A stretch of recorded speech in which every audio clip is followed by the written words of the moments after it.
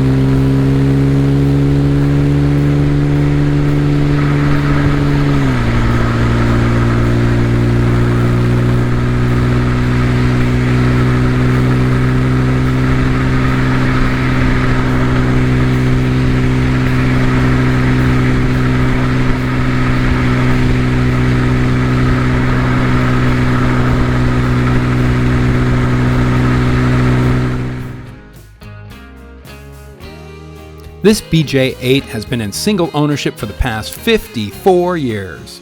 In preparation for the sale, the current owner commissioned an engine and transmission rebuild, with receipts totaling $21,750 over the last 15 months.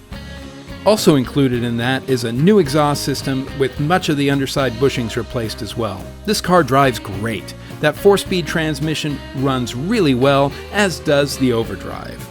Repainted by the owner from its original blue to the current black in the 1980s, the upholstery is in tremendous shape, and the veneer on the dashboard can either be refinished or replaced with easily sourced new pieces.